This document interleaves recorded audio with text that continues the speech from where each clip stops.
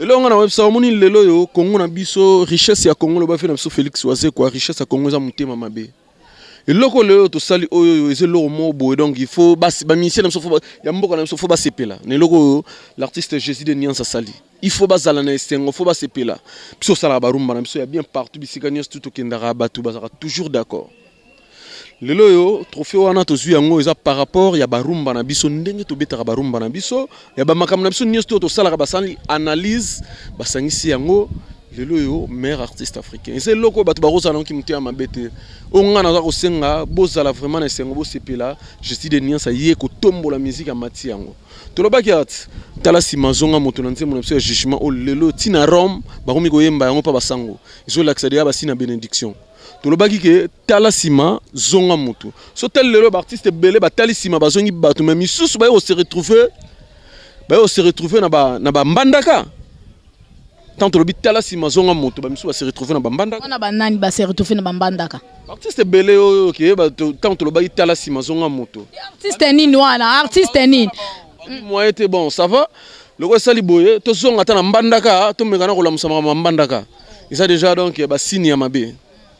Artiste aux Arana Congo ah OK se retrouver dans mbandaka ya ba signe mabe. Je sais il faut les kana ba délivrance so les kana ba délivrance té donc isa mabe déjà makas. Makambo garçon plaisir. Oh service Al-Qaïda. Ouais naza muta makambu donc batu to epsa bango ki tala sima zonga moto.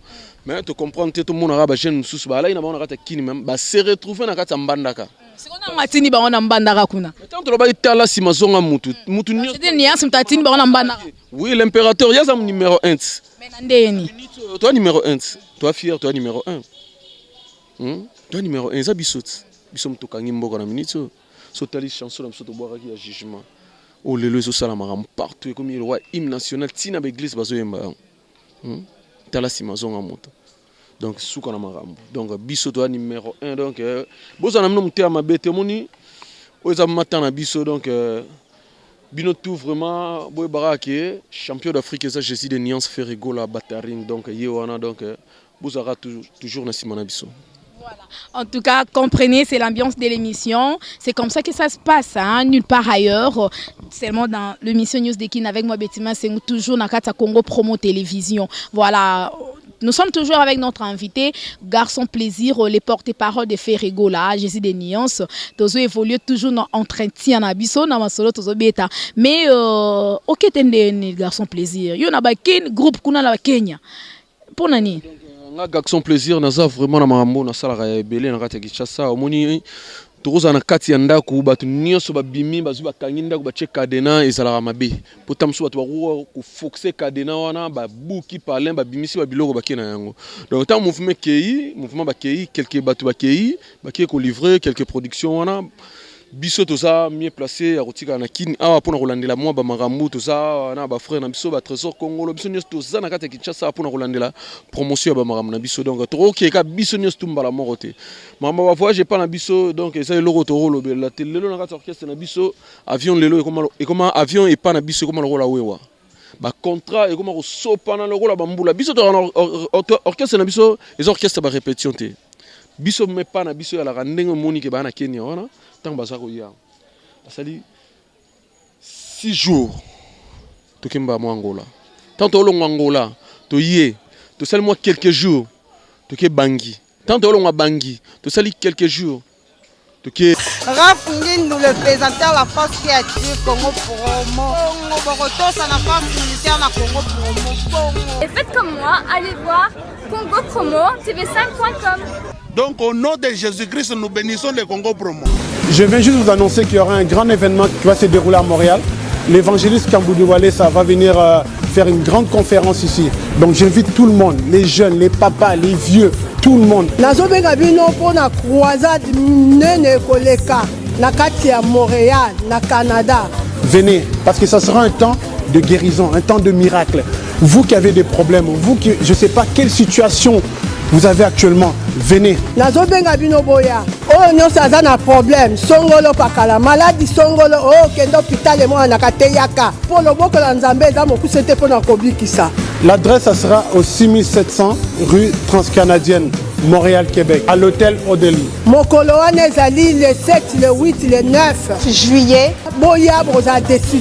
Pour toute réservation pour les chambres d'hôtel, nous avons 3 hôtels à vous proposer. Le Holiday Inn, lieu où se déroulera la convention. Pour toute réservation de chambre, composez le 1-877-660-85-50.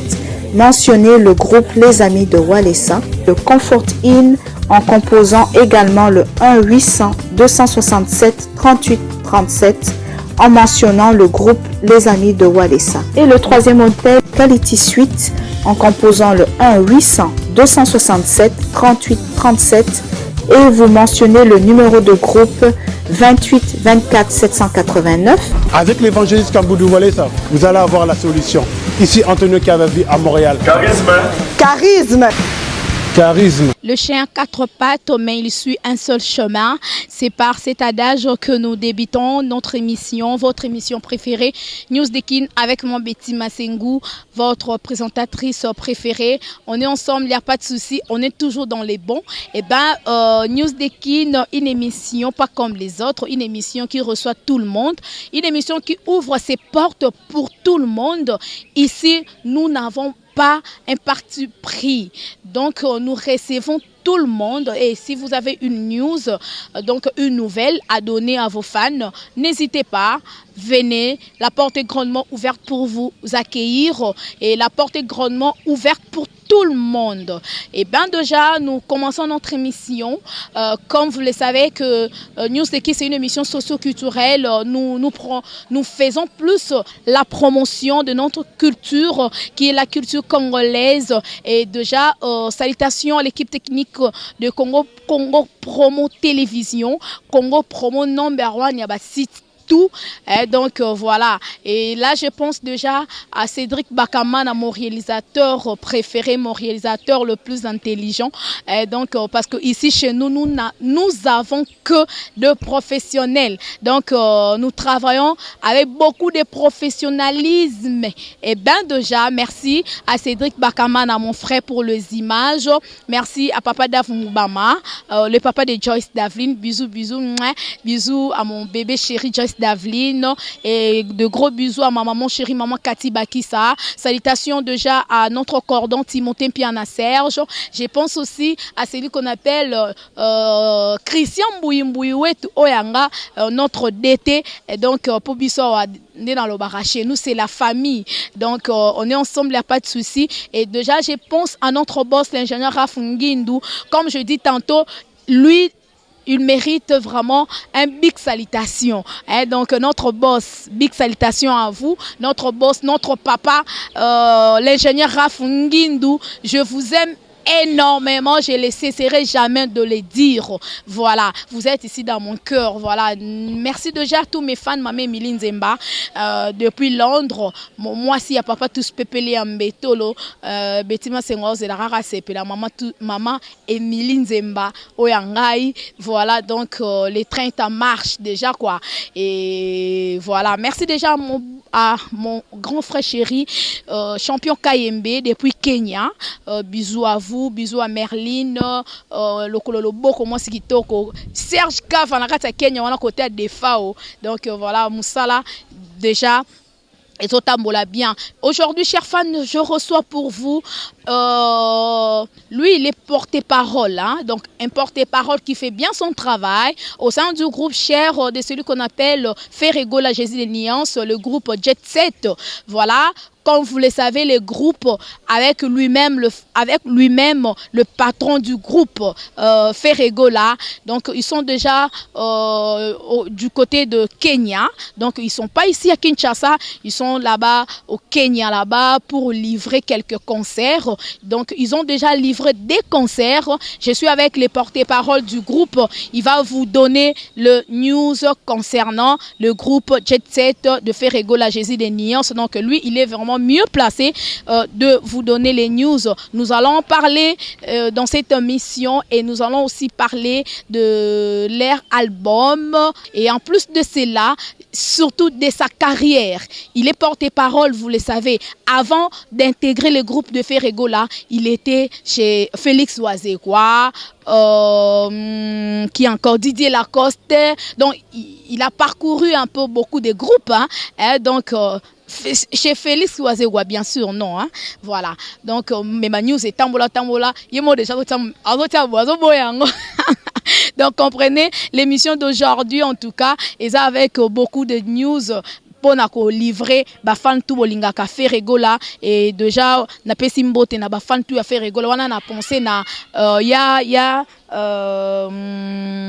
comme vous qui manga moke hein ya dada donc ya dada côté mikili kuna na pesi mbote belé donc wana vraiment fan ya Ferregola et donc il y a garçon plaisir trop et donc voilà mbote belé ya dada de la part de Betty Masengu to sala ka musala ndenge ka kezalaka. Voilà, je suis déjà avec mon invité donc to sala émission bomoni to sa côté ya 20 mai o ezana ngo 20 mai donc to sa donc bisika o émission zo leka mu pepe na sa nzete mu pepe ya bien. Donc je suis avec Garçon Plaisir, porte-parole au sein du groupe de Ferregola. Il fait bien son travail. Donc suite à vos demandes par rapport à notre invité, c'est pour cela aujourd'hui nous sommes avec lui pour essayer un peu de parler sur la musique congolaise, son évolution. Voilà, je suis déjà avec mon invité. Donc on a ok nanga malé mais bisika invité nanga zali. Voilà, bonjour. Garçon Plaisir. Bonne santé. Betty Masengo, donc santé ça va déjà donc pas l'impérateur de la rumba congolienne donc Nyonso Kitoko. Voilà, Nyonso Kitoko en tout cas plaisir à trop. Ya royambayo pour la première fois en émission na biso news de kin ba fan bazolanda yo amona bango après tokotana dans le bain de notre émission. Oui bis ba fan no balingara Garçon Plaisir nini ba balingara Ferregola nini. Ouais, merci vraiment à Banatu ya Panama, Banatu ya Château Rougeau, Baktou Balingaka, l'impérateur de la rumba congolienne au Jésus de Niance, donc Garçon Plaisir, le vrai mouton Makambo, donc le Lona Koutani Susuna, Betty Masengo, donc Botalasiko, Ndenge Makambozo, Matasiko na Minito. Voilà, en tout cas, merci beaucoup, Masolé Belé Robeta. Trois fois, on a besoin d'un Garçon Plaisir. Pour Masolé, ça vraiment est belé, Cédric Bakamana, n'est-ce pas? Donc, tout bête, le lot Masolo, il a fait Ferregola Jésus de Niance. Azanangambu, il y a Kenya. Ça va? Na Kenya kuna ba concert toti déjà royoka ba livre déjà des concerts na ebité ndenge nini bino mo bozo monela ngo po yoza na kina yokete mais groupe eza kuna yo pe koto zo boso kangi maboko te ozo bosera na ba émission promotion kaka ya Jésus de Niance et puis promotion ya orchestre na album na bino zo bima bientôt ndenge nini mupanzi ya Kenya kuna e pesa ndeni. Ouais, donc merci vraiment Betty Masengo, merci pena bateau tout bazolanda biso partout le monde entier. Donc moni biso tout ça bateau tant to bimara to kenda sika to kenda to tika rambala mo prince ba côté wana. Donc orchestre ndé na zolo ba boye to betaki première production ça ki bongo vendredi na palais présidentiel. Donc siko to betaki wana, c'est pour la première fois banda histoire de musique congolaise et banda vraiment artiste a beta place wana. Donc biso to betaki wana ezara souvent ba mi 7 ans ba kendaka ba betaka na ba salle, ba betaka na ba restaurant, ba betaka na ba place mo boye mais l'artiste Jésus de Niance a Kendaki a Fongoli Nzela to beti na palais présidentiel les aki dégâts dans ba Kenya bazala qui vraiment a recépélé l'impérateur de la rumba congolienne à côté ya bandi vita imana dégâts ba maman ba bandi kolela. Donc les cas qui vraiment très bien. Lobby dimanche tout ça qui fait la production moto beta qui bon na ville ya Mombasa na mboka ya Barack Obama. Et ça là qui vraiment bien donc tout cela déjà na CG face comme bien là na si ba image pesa déjà. Donc les cas qui vraiment posé à partir déjà à lobby mardi. Bazo kangalia bagage na bango ba déjà mardi déjà na kati Kinshasa. En tout cas, c'est bien répondu. Bon, qui déjà, Ndenge Yemoro Garçon Plaisir à lobby, donc concert et les cas qui bien. Mais Garçon Plaisir, Toyambio Awa, en tant que porte-parole, to beta ma solo ya Yomoko Musala au Salaka, to beta ma solo Jésus de Niance, il y a groupe, il y a orchestre Nabino Mobimba Jet Set, il y a album Nabino et puis il y a musique congolaise. Mais na olingana nous, na zaile na zo pesa annonce nanga awa, na omono ningsa mutu, to ko ba news etambola, avoué pas Jésus de Niance, au leka pa au leka na Cultura PIV, pas Monstre d'amour, au leka pa Didier Lacoste, mais na monyo zo boyango, c'est comme si et ça parcours na oté hein, to ba parcours na avant d'intégrer le groupe de Ferregola Jésus de Niance, ozaki non wapi. Ouais, donc ngai vraiment parcours na ngai donc ngai na uta palais nauta palin nga naza mutu na tambola te nakenda mpe pa mutu te nauta ma palin na ye na koti demande na ngai bazonga na musala ti lelo naza na kati ya musala nazo travailler na osala musala na nga ndenge ezali babisiko nyonso ozoyoka bato bazolobaloba wana donc neza na orchestre moko te onga na tambola na orchestre mutu te donc na ya awa wande pa patron na nga l'impérateur de la rumba congoliano lelo ya faso na nga pesa nga makambo mbala moko donc nga na ate ke travailler quelque part bobote nga patron na nga zwa ngai ya fabrika nga pesa nga sans sa vie. Ouais, ça bon. Mais pourquoi seulement le choix de Ferrego là? Or, pe ba patron soupe baza ba groupe paysan na webele, au salara choix Ferrego là pourquoi? Bon, na sala choix ya patron na Ferrego là pour nazana nous nazala na fanatique na banda wenge musique à maison mais banda wenge musique à 4x4. Nazala déjà fanatique na et sala que nanda rolinga est trop bon. Nanda lo un jour patron na ngai ce qui lelo qui a salé loko na ye, il faut nazala pembe na ye. Nous sommes pas souvent lelo qui n'a comment travailler chez l'impérateur de la rumba congoliano nio c'est comment vraiment la facilité donc ba mamutu ba palin ba mamutu vanda ba mamutu carré donc ça va quoi. Donc voilà, mais lelo Ferrego la Jésus de Nuance trophée meilleur artiste, meilleur chanteur, meilleur artiste africain. Trophée on a et ça libino non ndenge nini. Tant que tu as trophée vraiment et ça là qui vraiment donc tu as surpris donc tu as parlé tout à la rande tu me sana hôtel la chaîne la libanda bani donc ba benga ina l'impérateur ba benga l'impérateur qui il faut se présenter na place soirée on est rosala a délégué qui mutuna biso moro akenda ki na place à soirée on a pour moni patron na biso aza vraiment na makambo ebele ya sala ka donc aza na makambo ebele to zali na makambo disque awa to kota ba studio ba voyage ba makambo ebele bon a délégué ki mutu akenda ki pona kolandela makambo wana to fandaka boye to landa makambo wana to monaka ke Ferrego la meilleur artiste africain donc ça la ki biso vraiment et sengo moko ya kosakanate ça qui biso vraiment c'est un donc tant que ba yoye la biso trophée na ba la biso trophée na Katia studio ils qui vraiment bien to vendre pe l'équipe 2 jours ministre Robin Abisso un champion d'Afrique il faut ya représenter ngai trophée na musala au sali vraiment donc ngana zana no muto vraiment na sepela na musique na au salaka donc n'est pas ministre wana vraiment ministre félicité qui et puis ça qui est vraiment en tout cas au sala musala na bien musala au salaka vraiment donc to bois que le roi frère rebelle continue toujours na musala na po yo muto simbi charge ya rumba congolaise donc ils allaient qui vraiment bien après wana ministre amemaki biso moi par amemaki biso na réception moko to kendaki wana to liaki to melaki donc ils allaient qui vraiment bien moni biso trophée to joaki ils allaient ka te kende to ka batu muso azu trophée ba vanda ba masala ba muso na kimbuta ba meli moi ba masanga ba ninte biso trophée to joaki za pona RDC na sir kala trotter boteur lo ba ke musique eza ya rokita misiko grâce au Nio Salami grâce à patron Abisso l'impérateur de la rumba congoliano lelo ya bimi meilleur artiste africain et loko lelo bato barosa na kimtia mabe na ngote orchestre Nio il faut tous en esengo pour musique ezaki ya rokita l'impérateur de la rumba congoliano Jésus de Nuance a matisi musique na niveau likolo donc na minute vraiment fête ça partout fête ça la maison mère fête ça dans quartier latin fête ça na BCBG fête ça na orchestre Nio ya Congo donc baza ko fêter yango. Mais ils ont un orchestre mususu ne ba news et tambo la bazo contesté trophée wana au Jésus de Nuance azui au Ferrego azui mingi ba lo ba wi azui lango par rapport ya nini ya nzembu nini o ya azui trophée wana meilleur artiste africain mais yo lobi qui fait ça partout mais ba news et tambo la ke ba soupe ba obo yango ba lobi ke za lango trophée solo te et là on a website moni lelo yo Congo na biso richesse ya Congo lo ba fait na biso Félix Oise quoi richesse ya Congo za mutema mabe. Et loko leo to sali oyo eze loko mo boy donc il faut ba musicien na faut ya mboka na faut ba sepela ne loko l'artiste Jésus de Nuance sali il faut ba zala na esengo faut ba sepela biso sala ba rumba na biso ya bien partout bisika nyos tout okendara batu bazaka toujours d'accord lelo yo trophée wana to zui yango eza par rapport ya ba rumba na biso ndenge to betaka ba rumba na biso ya ba makam na biso nyos to sala ba sali analyse ba sangisi yango lelo yo meilleur artiste africain c'est loko bato barosa na ki mutia mabete onga na ko senga bozala vraiment na sengo bo sepela Jésus de Nuance ye ko tombola musique a mati yango to lobaki at tala simazonga moto na nzembo na biso jugement o lelo tina Rome ba komi ko yemba yango pa basango izo l'accéder ba sina bénédiction to lobaki ke tala sima zonga moto so tel lelo ba artiste belé ba tali sima bazongi bato mais misusu ba yo se retrouver na ba mbandaka tant que le tala si mazonga moto ba misu ba se retrouver na bambanda On a banani ba se retrouver na bambanda ka. artiste belé OK ba tant que le ba tala si mazonga moto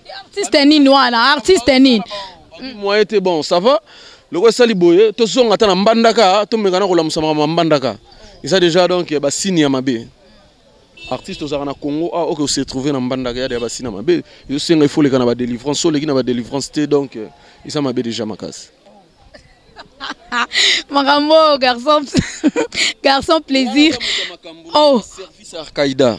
Ouais, naza muta makambu donc batu to epsa bango ki tala si mazonga moto. Mais tu comprends tout le monde arabe jeune sous ba là ina ba na kini même ba se retrouver na kata mbandaka. sikona matini ba ona mbandaka kuna. Tant to ba tala si mazonga moto. Mutu nyo. C'est ni yasu mtatini ba ona mbandaka. Oui, l'impérateur yaza numéro 1. Mais ndeni. Toi numéro 1. Toi fier, toi numéro 1. Toi numéro 1 za bisot. Bisom to kangi mboko na minito.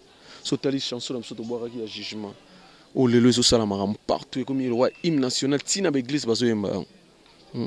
Tala si mazonga moto. Donc souka na marambo. Donc biso to numéro 1 donc boza na mno muté ma bete moni oza matin na biso donc bino tout vraiment boy barake champion d'Afrique ça Jésus de Niance Ferrigo la Bataring donc yewana donc bozara toujours na simana biso. Voilà. En tout cas, comprenez, c'est l'ambiance de l'émission. C'est comme ça que ça se passe, hein, nulle part ailleurs. Seulement dans l'émission News de Kin avec moi, Bettima, c'est toujours dans Kata Congo Promo Télévision. Voilà. Nous sommes toujours avec notre invité, Garçon Plaisir, les porte-parole de Ferrigo, là, Jésus des Nuances.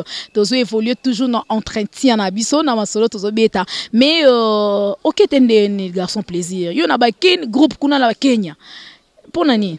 Nga Garçon Plaisir naza vraiment na marambo na sala ya ebele na kati ya Kinshasa omoni tokoza na kati ya ndako batu nyonso babimi bazu bakangi ndako batie cadena ezalaka mabe pota mso batu bakuwa kufoxe cadena wana babuki palin babimisi babiloko bakie na yango donc tant mouvement bakei quelques batu bakei ko livrer quelques productions wana biso toza mieux placé ya kotika na kini awa pona kolandela mwa ba marambu toza na ba frère na biso ba trésor congolo biso nyos toza na kati ya Kinshasa pona kolandela promotion ya ba marambu na biso donc toroki ka biso nyos tumbala moko te mama ba voyage pas na biso donc eza eloko to lobela te lelo na kati orchestre na biso avion lelo et comment avion et pas na biso comment lokola wewa ba contrat et comment ko sopa na lokola bambula biso to orchestre na biso les orchestres ba répétition te biso me pas na biso ya la ndenge moni ke ba na Kenya wana tant bazako ya asali 6 jours to kemba mo Angola tant to longo Angola to yé to sali moi quelques jours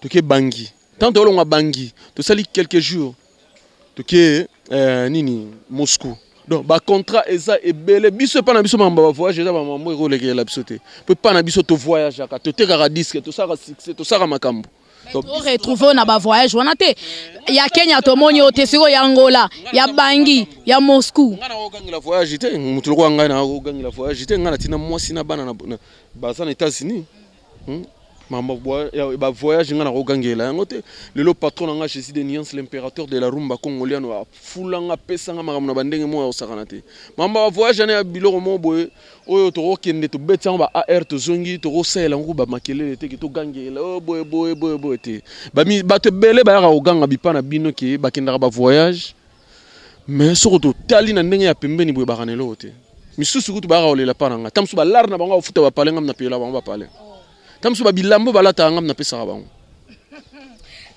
na sala makambo bele ndo mona nga donc ngam mana grand fier et pas ya patron na zakana Jésus de Niance l'impérateur ndenge ya fulanga lelo ndenga pesa nga sens ya vie donc na zane loko eko bank sanga ite na zane loko eko bank sanga te ba voyage za nango ba biloko mo bo to kendaka na biso donc na robeta masolo ba voyage te voilà porte-parole nini oyo ndimara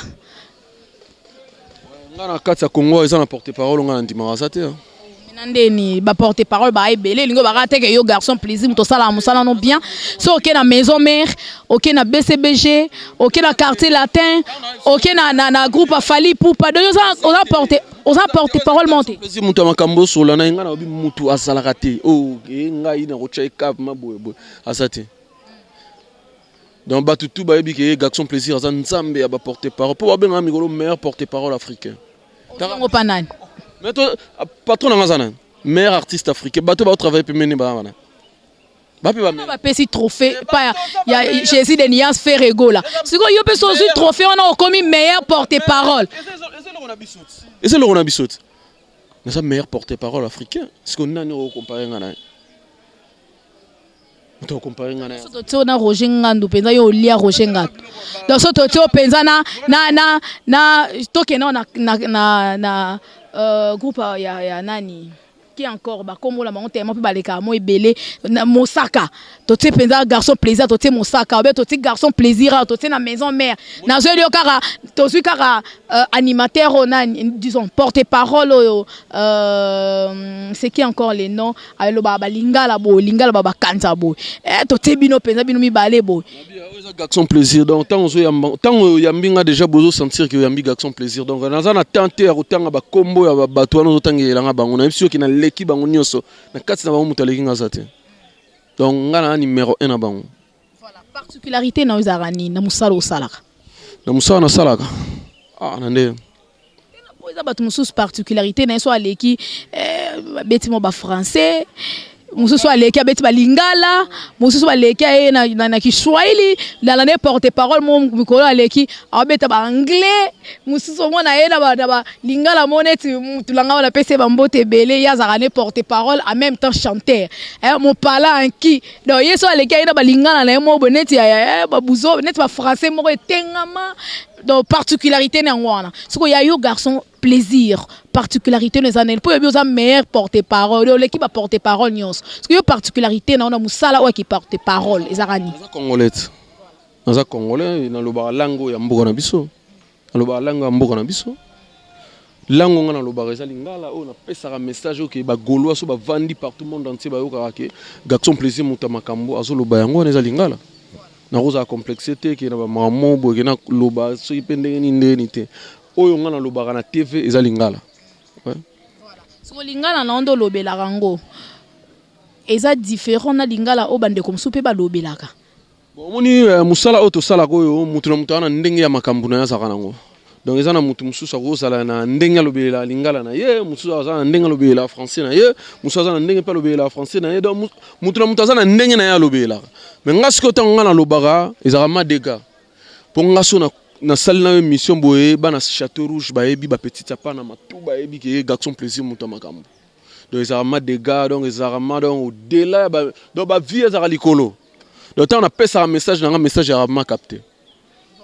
Donc voilà, c'est bien répondu. Donc ils ont un gros point de vue naïe, donc en vouloir été garçon plaisir dans le biga mutamakambu. Donc voilà, donc il y a un mutamakambu, comprenez quoi. Mais garçon plaisir album tozui kara boss générique wana na et ça générique na katia album, qu'est-ce que j'avais dit? C'est bien ça? Et ça générique na katia album te. Boss waneza eloko moto salaki yango pour na demande ba fanatique na biso moni biso patron na biso à travers vraiment ming na ba fanatique na ye to talaki vraiment tant to komaki na ba feti bon to saki ne lokote to reko pesa ba fanatique pour na robina na ba feti yango to bimisa ika mo loko moko wana to cheli bango pour ba bina na ba feti eza vraiment eloko eza na kati album te so pe album e bimina sur autant na kati yango ezate donc rien à voir na album qu'est-ce que j'avais dit ouais pour na ba fanatique na biso ba fêter la bonne année. Voilà. Mais na carte générique wana obo pesa ki po ba fanatique ko ya fait rigola ba fêter na bonne année et lobi si mo batu mingi ba lobi cri wana ka Robert si mo na boaki toyoki ngo lisusu na nyakatance nyakatance wana ya Kofi Olomide mo pao mokonzi ba cri wana ya Kirikou Bercy sous so boaki ngo kuna en tant que porte-parole, on a meilleur porte-parole africain. Et puis on a manqué paiement à Jésus de Nias. C'est pourquoi. Et ça pour Nani. Ouais, Betima Sengomoni lelo yotangu venabiso tutuka luji number 1 asalara créé Ndombolo. So tali lelo orchestre belé boira Ndombolo. Lelo ce qui bexi mwana na bless créateur ba sali cri na bango. Ba orchestre mususu boaki yango. Ezaka lokumu ya RDC. Et ça m'a bêté. babwaki yango eza nango normal tant babwaka ndombolo tant bana bwaka na orchestre msupona okenda otuna bato teke bino ndeni tutuka luja sali cri na ye bino pe bozo bwaka ndombolo ba cri wana ba bieza ya Kirikou ngana yamba Kirikou na émission Kirikou na beza ba cri na ye eza ba cri na ye moko abwaka ngo lera zalaki tunga ya ba cri eza kana sima wana eza eloko ka ya bexa bendi na sima bimisi poto se pesa ba fanatique na biso eza nango normal lelo yoke bato msu bazo vanda bazo loba loba ke bazo loba na bango biloba loba wana moni eloko ya bien tant muta misa eloko na ya bien bato toujours balandaka yango bato toujours balukaka ko loba mais eloko eza ya biso eza cri ya bexi mwana mutu asala cri na ye lelo yo ba orchestre mususu ezwi nango eza nango mabete eza nango kaka ke ndenge asala cri wana Ernin po bersa za na maison mère avant aya na et pas azonga pas fait rigola mais ngana yamba Kirikou abwaka ba cri wana albi ke za ba cri na aya nango na groupe a fait rigola l'air le ngwa memi ba cri na ye pas mon pas au mokonzi za cri na eta eza cri na eta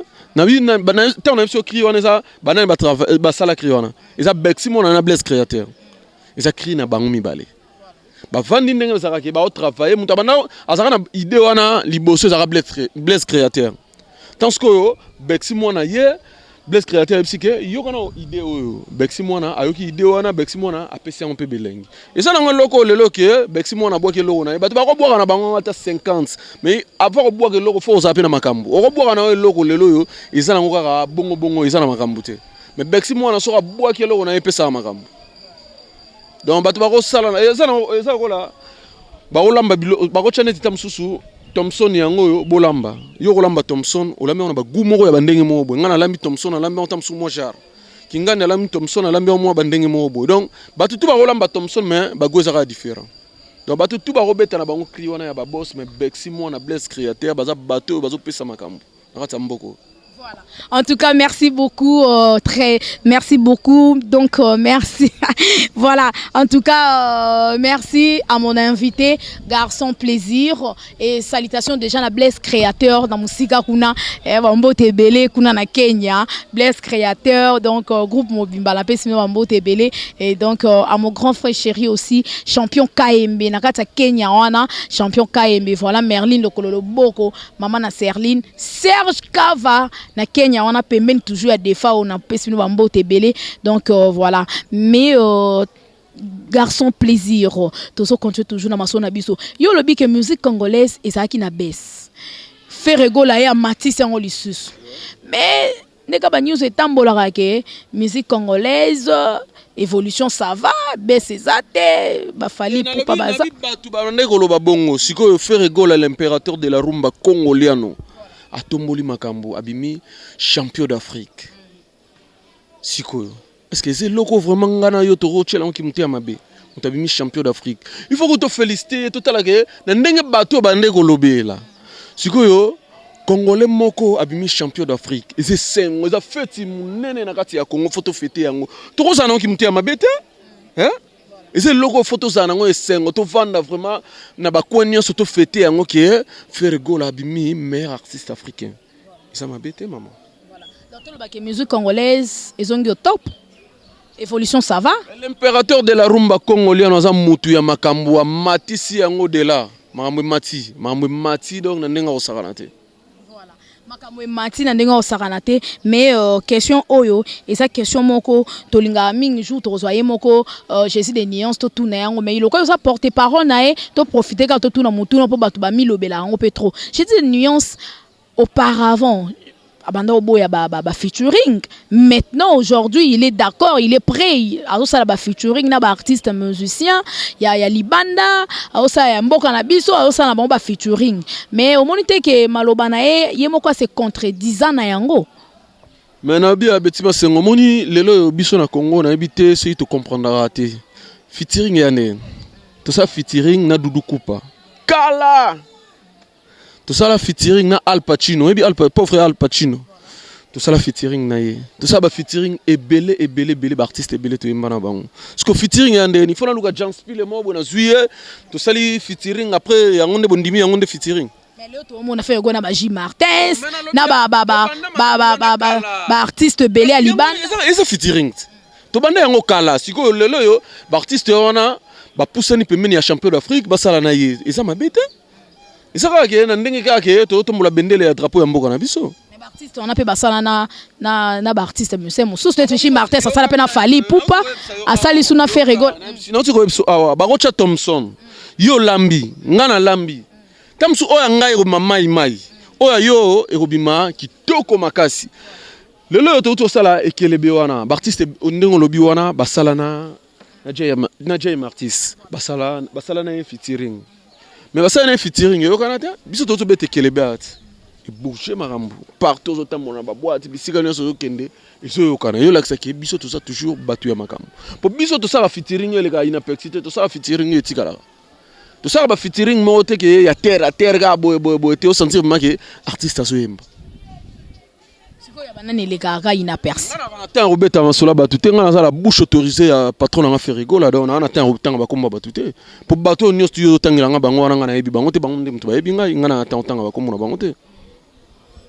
nga mingi fotuna nga makambo ya biso donc ngana na temps wana te ki o kingandi na tanga ba komuna bango na tanga ba komuna bango na yebi bango ngana yebi bango te bango ba yebi nga me ngana yebi bango te donc nga mingi fotuna nga l'impérateur ndeni album ko ndenge nini ya siko brokende wa boy donc na tante yo na fana na ndo tanga ba komba ba musicien moko boye soki ya ndenge nini na ndo tanga ba komuna bango na tanga ba komuna bango te pona yebi bango te. Voilà. En tout cas, merci beaucoup. Nous évoluons avec mon invité. Garçon Plaisir, album fallait bimana mars. Et bimité, tokomi avril. C'est pour quand la sortie officielle? Il y a qu'est-ce que j'avais dit? Ouais, album Nabiso vraiment, tout ça là qui est en plein studio, tu as ça là nous faire l'office Nabiso. Qu'est-ce que j'avais dit? Album vraiment, les 8 ans vraiment à travailler. Moni loko ya malamu esengaka il faut temps atayo maman sur lamba na cuisine. Il s'est vraiment il faut biloko et bella et toka vraiment bien tant aux servir bana ba olia ma biloko wana ba oleka mabumuté ozomona izala bongo donc biso vraiment tout de suite temps ko travailler disque na biso qu'est-ce que j'avais dit na minute onde na zolo baboye album isili donc ils ont déjà usine donc ba fanatique na biso o tout bolingara biso sauf imprévu album na bino ekobima le 30 juin na biso sauf imprévu le 30 juin bozo album na bino bon mona vraiment makambo oyo to sali na kati album wana et loko lekel nga vraiment na 8 ans ya kovanda na ba séance nyos tu ya studio vraiment na moni ndenge patron nga embeleli non na habité et c'est donc et bangisi nga na kobangisa na minutes oyo ne na lo baboye patron nga zongi moseka azongi moseka donc niveau ya yembeleli jour album oyo kobima nga na kosenga na gouvernement jour wana za férié muto abimate komba ya cage boleka na ba édition bo somba boyoka ndenge mona mobali wana yembeli banga te komba cage on a regagné pour 7 jours de la semaine et ya la pas danger ouais rançon ni que de la forêt et so talipe bien wa bo banga te balbum e ku ya mikolo le roi Mboule Fali Poupa bientôt quoi ça aussi minute bana na Congo yo mo bana succès te ponga na journaliste pour son numéro lo bana minute comme yo balesi mbongo akomi mutu anani oyo ngala bana za mutu parti prité obani ko tambuso tuni ndoke mikolo yo nzembo nino yo sa succès ba websa yo Adolphe Mutebachila muna jugement ils ont monté ça succès yebsa nzembo nini na banzembo nyonso ya na terrain o le ki jugement au jugement ça maki yo koti na boîte zo beta bazo bandela ngo kaka bis ba obandela ngota ba 5 fois 6 fois yebsa nzembo nino o comparer ngo nzembo wana moko wana otobwaka ki wana eza na valeur ya album eza na marché jugement nzembo wana yana makambu jugement wana donc ikangi mboka na ndenge ya kusakana te donc bato ba comprendre moment que Jésus de Nian ça va toujours maître sali maramnae donc lelo yo partout bisikani so tozo tambola vraiment tala zo bang sabinote tali ke batu musu ba ole batala sima bazonga batu batali sima bazonga batu ba se retrouver na mbandaka donc makambo zo simba lisusu te donc na ebité. Voilà donc garçon plaisir on bang sabino souté voilà donc il déjà la sous émission na biso mais voilà plaisir yo ngana za mwana ya l'impérateur de la rumba congoliano biso to ne loko ko bang sa biso te na kata mboko moni mabelo ni atio so ngana gangi o sutura no za na kitibo kitanase biso to ateke umbu mabelo za ya biso okota na mborani okota wapi po oyebi ke mingi baloba ngo bato afere bala bakisi moko poye moko fere gola te nga kisi nanga eza Jésus Christ kisi ya komela te kisi ya komela te po bino bokosaka biso kaka kisi ya komela kisi mpenza oyo kisi nini oloba ngani na ndako na ba kinini na ba novalgine na ba aspirine kisi wana te to be kisi mpenza oyo ya gwa mpenza ko po nde balobaka mpo oza peme na faire egola fozala na kisi ya danger siko garçon plaisir bato oyo bazaka ya biso ba gaulois o ma barakaki babundaka mpona mouvement toza na bato ya biso toza pe teke umbu mboko eza ya biso mboko tovandi so na bina gango odinda momo na mabele zipami donc mboko eza ya biso donc tona eloko ekobangisa biso te toza eli totekaka album tovoyageaka tosalaka makambo biso eza teke baorchestre barépétition banda bana bato babanda korepete barepetaka bakeche esila basemele etengama donc bana bato bazoniokwama biso makambo wana ealaka te biso ealaka make bokorepete ta mosusu 2 fois ya pamba voyage 2 fois voyage biso ya teke boke voyage moko banda bokenda voyage na bosonga bobeti ta mosusu ba 4 mois na kati ya Kinshasa bo voyage raté biso makambo wana pana biso za raté biso na minute ba golo ba osenga mamba komolela ke to betela ba mo concert mo boy parce que to tala siko temps exact calendrier za plein ya osakana te tala kala troté awa so ba ye to zo ke Angola so ba uti Angola to zo ke ndé République Centrafricaine so to longo wana to ke Moscou. Pe Moscou wana tozo kende wana place wana premier artiste beta wana eza papa na biso Taboulay. Deuxième artiste eza bongo champion d'Afrique Ferregola. Donc na histoire de musique biso toza deuxième bateau tozo ke robeta na kata Moscou. On a ebike bateau ba na moi système ya robenga benga ba producteur ndeni ni betse so mo tour ba kote wana ba robenga mais biso et pas na biso production to benga raté bateau ne baluka biso.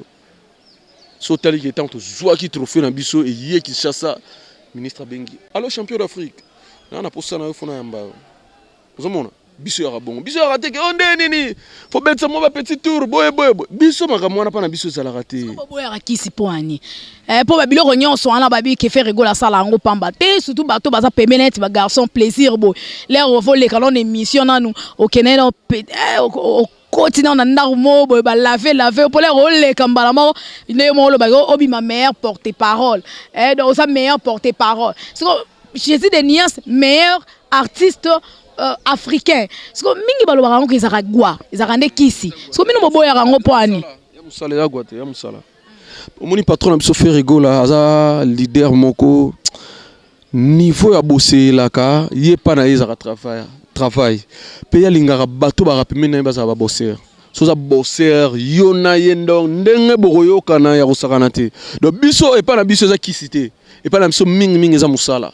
Musala nde yango mutu esali biso lelo boye et comme si biso ndenge makambo ezotambola biso ezaka kisite eza musala mais eloko na website oka fo yeba ndeke mabele oyo tovandi eza ya biso eza mama ya biso mboka na biso eza ne bino mboka na mota mose kozala na mbujimai bien na kananga ma biso siko mboka na biso yango teke umbu na botama na kine te siko obotama na kini tsokoza ta musumu yanzi ta musumu zombo ta musumu lubati mais biso siko oyo toza bateke mboka na biso yango ozomona mboka na biso yango eza na ngote ke yoko botama na mboka o boye boye parce que loba po bangisa banani ngana zo loba etake mutu makambo nazo expliquer ke teke umbo eza mabele na biso to sa biso.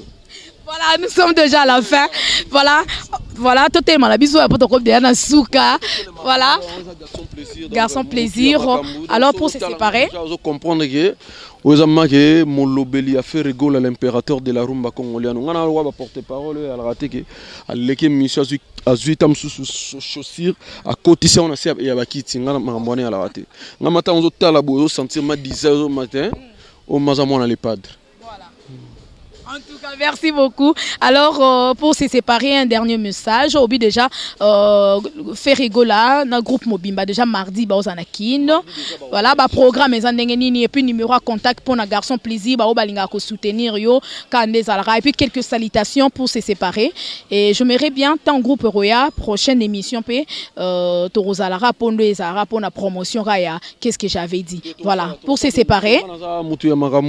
Vraiment, pour un numéro à contact, na ebi bana panama ba petit tu ya mikili ba ebi ke garçon plaisir mutamara pour balelanga foronga so ba monika émission na ngezo leka donc ba za pa ngo te balanda ngo mana YouTube batala ngo plus 243 994 620 456 plus 243 9 94 620 456 wana so bobengi bozwa garçon plaisir mutu ya makambo pona kosukisa kaka na pesi mbote pa ya Berado Prince de Samunda na pesi mbote pa ya Cherigo la papa d'histoire na pesi mbote pa ya Dadango Abana na pesi mbote pa ya Actir Bombongo garçon social garçon crédible Papi Mokoto président ya bana tu ya Matonge mtasimbi bana tu ya Matonge na pesi mbote pa ya Papi Konde Yambala donc vrai jogo na biso ya famille Alain Miezi le grand revendeur de voitures dans kati ya Luanda héritier mvua match congolaise pesi mbote pa ya John Santiago Coco Swag na kati ya Panama Odi banga Nes Anthony